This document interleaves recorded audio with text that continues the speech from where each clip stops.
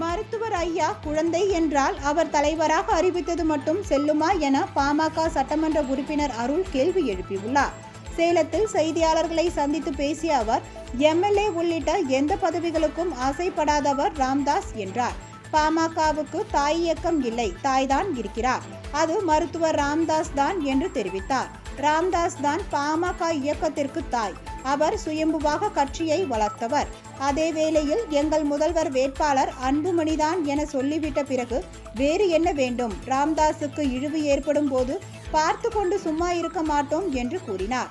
5 ஆண்டுகளாக ராம்தாஸ் குழந்தையாக மாறிவிட்டார் என்றால் அந்த குழந்தைதானே 3 ஆண்டுகளுக்கு முன்பு உங்களை தலைவராக அறிவித்தது.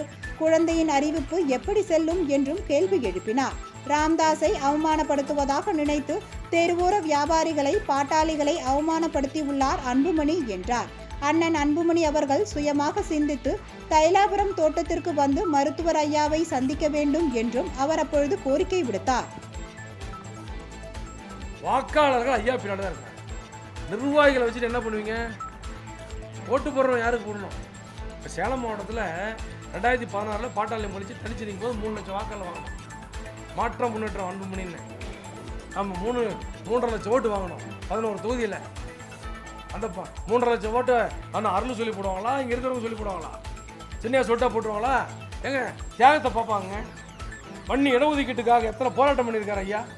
ஐயாவுடைய தியாகத்தையும் எங்கள் அண்ணன் அன்புமணி தியாகத்தையும் ஒப்பிட்டு பாருங்க. 2 தியாகத்தை ஒப்பிட்டு பாருங்க. ஒப்பிட்டு பார்க்க முடியுமா? சார் சார் சார் எங்கள் ஐயாவை பொறுத்த வரைக்கும்